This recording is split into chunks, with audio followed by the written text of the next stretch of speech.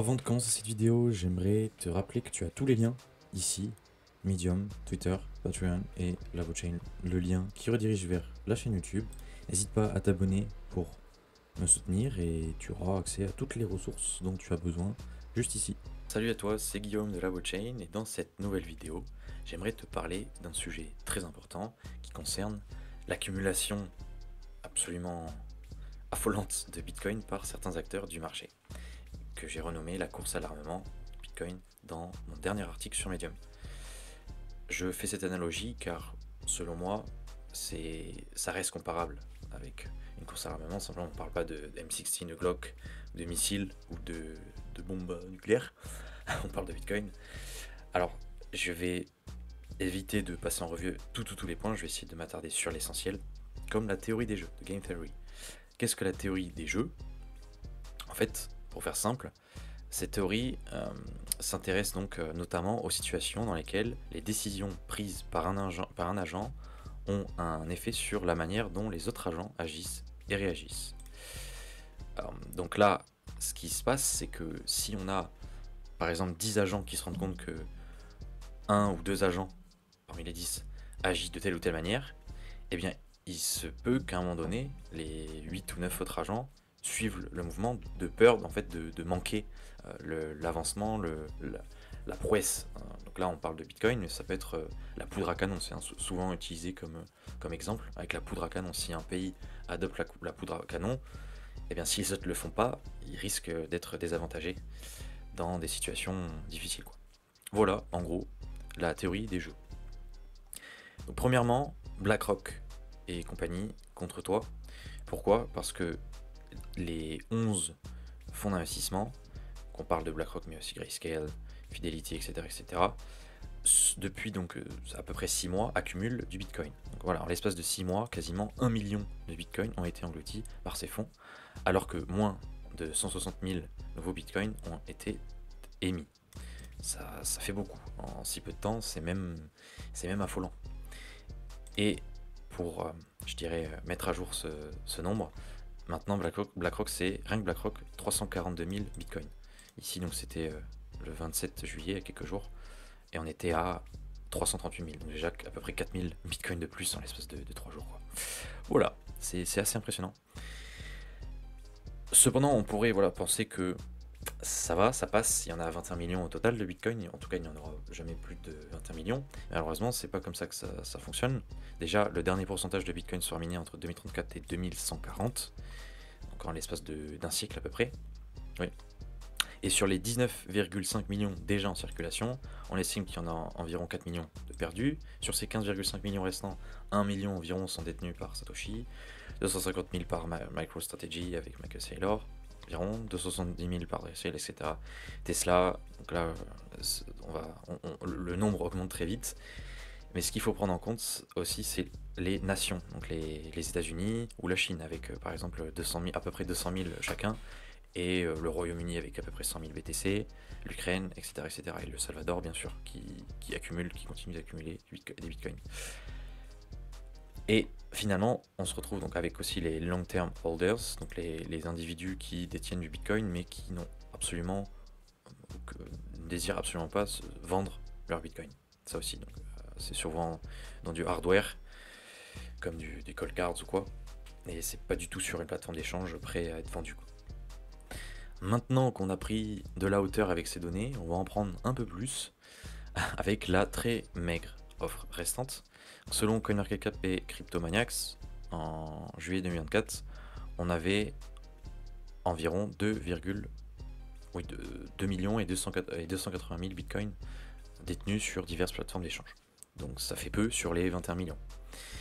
Et si on fait quelques calculs, si on prend 8 milliards d'êtres humains divisé par 21 millions, donc même pas par 2,28 millions, par 21 millions, ça nous donne en fait un montant très petit de 0,0004 BTC par être humain. Donc ça fait 40 000 sats, étant donné que 0,0001 ça fait 10 000 sats, donc ça x 4, voilà, 40 000.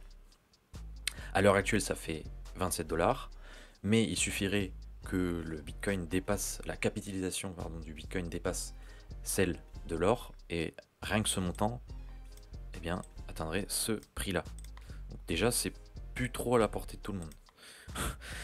Et si on considère qu'à un moment donné, on a plus que 1,5 million de bitcoin en circulation, pour pas dire 1 million voire moins, eh bien ça donnerait seulement 0,0002 bitcoin par être humain.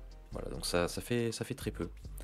C'est pour ça qu'à l'heure actuelle, il reste intéressant selon son capital de s'exposer, je dirais, raisonnablement et d'avoir quelques dizaines voire centaines de dollars. C'est pas énorme, mais ça peut justement permettre de se couvrir, de hedge, comme on dit en anglais, au cas où le Bitcoin atteindrait une capitalisation de, je crois que il faudrait que Bitcoin atteigne une capitalisation de 16 000 milliards, ce qui ferait qu'on aurait un Bitcoin à quasiment 800 000 dollars.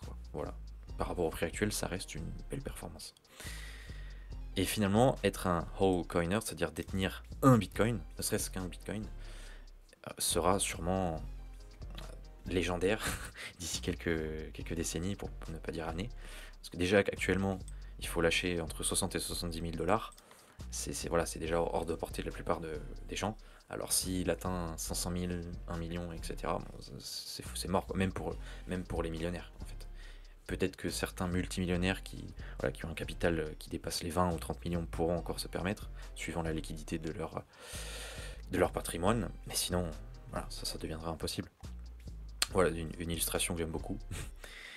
Et voilà, maintenant on va attaquer la troisième partie, dernière partie, Bitcoin, la seule solution viable pour les nations, peut-être. Ouais, je le refais avec la bonne intonation. Bitcoin, la seule solution... Waouh, je le laisse. Bitcoin, la seule solution viable pour les nations. C'est ce qu'on va voir. Pour en revenir à la théorie des jeux, qui relate donc des décisions stratégiques entre différents acteurs, plus ou moins en compétition, permet de mieux comprendre, comme je disais, comment Bitcoin peut influer sur les relations économiques internationales et les ressources d'énergie. Ce qu'il faut comprendre, c'est que les nations peuvent donc ainsi utiliser, grâce à Bitcoin, du moins utiliser Bitcoin pour des échanges internationaux sans dépendre des monnaies dominantes, notamment le dollar américain, qui est un gros problème. Cela réduit les désavantages stratégiques liés aux fluctuations politiques monétaires des autres nations, dixit les États-Unis. D'autre part, donc, le lien entre Bitcoin et l'infrastructure énergétique est également essentiel pour comprendre son potentiel au niveau international. Pourquoi? Alors l'exploitation minière de Bitcoin nécessite une quantité assez importante de puissance computationnelle, finalement d'énergie, d'électricité. Cependant, elle peut être utilisée pour stabiliser les réseaux énergétiques en absorbant les surplus d'énergie, les surplus d'énergie non utilisés. Par exemple, dans des régions où l'énergie renouvelable produit des excédents, les mineurs de Bitcoin peuvent consommer cette énergie excédentaire. Et cela permet en fait d'améliorer l'efficacité et la viabilité économique de ces infrastructures. À titre d'information, je précisais que la consommation électrique du réseau Bitcoin est estimée à environ 164 TWh, si je ne dis pas une énormité, par an, ce qui équivaut à peu près à la consommation d'un pays comme la Malaisie. Voilà, c'est pas rien. Cependant, on va le voir après, c'est pas énorme, c'est même relativement petit comparé en fait au gaspillage énergétique. Alors les mineurs cherchant à réduire leur coût énergétique, parce que miner H24, voilà, ça a un coût, eh bien, sont incités à utiliser des sources d'énergie renouvelables plus abordables et disponibles en abondance. Donc ce qu'ils font, c'est qu'ils vont dans des régions qui disposent d'énergie, donc toutes sortes de ressources énergétiques, mais qui sont malheureusement parfois trop éloignées des villes, simplement des zones qui sont habitées, là où les personnes ont besoin en fait de cette énergie. Donc à partir de là, tous les excédents, ils partent dans le vent, mais ça reste intéressant pour les entrepreneurs qui souhaitent installer leur ferme de minage à côté, parce que eux, du moment qu'ils ont de l'énergie assez peu coûteuse, ils sont ravis, quoi. Voilà en gros l'idée. Et donc j'ai cité Lyn Alden dans son livre donc Broken Money. Elle dit comme quoi, selon The World Bank, donc c'est la Banque mondiale, si je dis pas de bêtises, oui. Selon les données de la Banque mondiale, il y a 144 milliards de mètres cubes de gaz naturel qui sont en fait gaspillés à travers le monde tous les ans. Et cette énergie-là, cette quantité d'énergie-là, pourrait à elle seule alimenter le réseau Bitcoin several times, donc ça veut dire que non seulement cette énergie-là pourrait alimenter le réseau Bitcoin une fois, mais en fait non, ça pourrait alimenter plusieurs réseaux Bitcoin, et même beaucoup, parce que several c'est pas 2 ou 3, c'est beaucoup quand même, littéralement en tout cas. Donc c'est absolument c'est scandaleux, en vérité c'est scandaleux, parce qu'on dit comme quoi le minage de Bitcoin est néfaste pour l'écologie, enfin je ne sais quoi trop quoi, c'est que en gros c'est une aberration. Or pas du tout, si on s'y prend correctement, c'est absolument pas le cas, et au contraire c'est même bénéfique en fait, c'est bénéfique pour les personnes, que ce soit en Amérique du Sud ou en Afrique par exemple. Si ces personnes-là ont des excédents d'énergie, eh bien ils peuvent utiliser ces excédents justement pour générer des revenus et construire des hôpitaux ou une école ou je ne sais quoi, en tout cas avoir des revenus quoi. Juste grâce à l'énergie dont ils disposent, mais qui n'est pas dont ils ne tirent pas profit. Voilà la puissance du minage de Bitcoin. Et au passage, si j'ai fait une erreur, si tu remarques que j'ai fait une erreur sur un nombre ou quoi que ce soit, n'hésite pas à commenter, et ça me permettra sûrement d'apprendre quelque chose, et ça permettra aussi à tout le monde de peut-être vérifier l'information. Voilà.